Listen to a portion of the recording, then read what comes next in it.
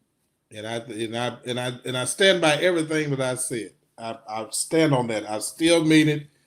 They need to give you jurisdiction, and when you get it, I'm coming. But please don't put me in the country. I do not. Yeah, go back and look, Bishop. I talked about you. I talked about you.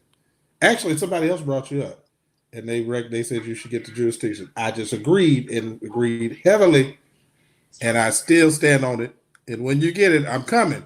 But please do not put me in the country. I don't want to go nowhere in the country. I think you can start at hour 3. I think we started talking to you about in hour 3. So, just, good things. And hopefully Only good they things won't let here. go. Mm-hmm. Yeah. So, We love Bishop Martin over here. We have great deference and respect and honor. And right now, I stand on everything I said. yeah, And we love absolutely, it. he should be on the general board at some point in time. But he got to get the jurisdiction first, y'all. So Marco, y'all out there in Atlanta, make sure he get it. Make sure Bishop get it. Need your So I can support. come to Atlanta. So I can come back to Atlanta. So right now we're gonna be off the cuff right now, Bishop. We just off the cuff. We off the cuff right now. So We we ain't got leaving, no Bishop. we ain't outta got here. we don't have no music. I don't have no don't come to We Jesus logging in from a music. different direction today. I ain't got no come to Jesus music. I don't have none of that. Lord So, have mercy. but we're praying for you. And seriously, we really thank you for your support. Again, the young man that the Heat Show has helped, I'm telling you, when a person is happy, when they see hope, when they have some hope, when you build someone's hope, his skin color changed. I mean, he had a different step. I mean, he had a different walk. He wasn't. He really looked like something. His days were going to be better. Better days is ahead. Yeah. We are grateful to you, our viewers. Absolutely. We love y'all. Appreciate y'all. We will see y'all on Sunday. Gail, I am out of the building at almost midnight. So if y'all hadn't prayed today, well, you pray before you go to sleep, because if y'all haven't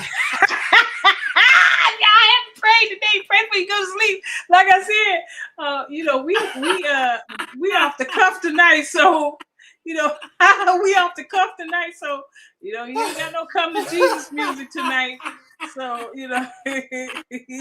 y'all gonna have to pray. If you didn't pray today, you pray before you go to sleep. Gotta hear your prayer. I don't have to pray for you tonight, so you pray for yourself.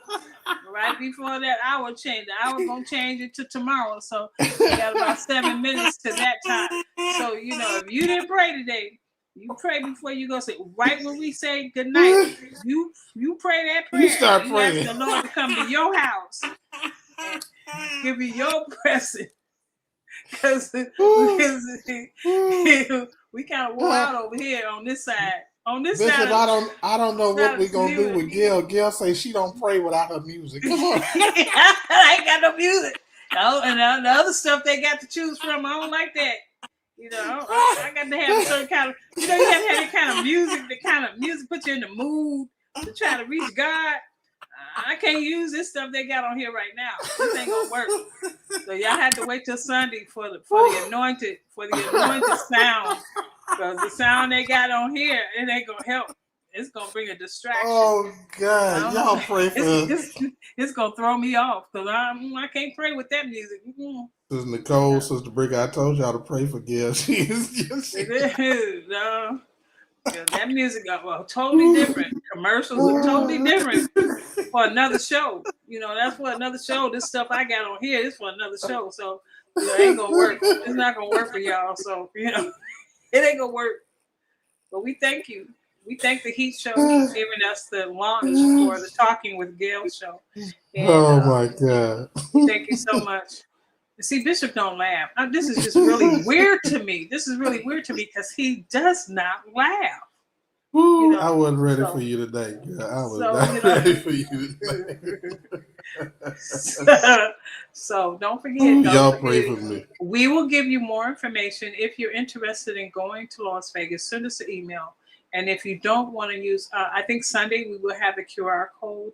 QR code that you can do that, but some people don't like to use QR codes. So if you do want to go and take the trip, or any other things that we offer on The Heat Show. You can always send us an email or call our office at 210-960-6364. And the representative will be glad to help you out right there. Whoever answers the phone, they'll be glad to help you.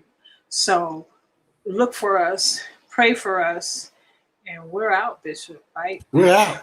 I told you we're off the cuff. I don't have no benediction music or nothing. I don't have none of that. You know, it ain't on this side. You know? See y'all Sunday. We gone. We out. We love you. We love y'all. you. Until next time, may God bless and keep you is our prayer.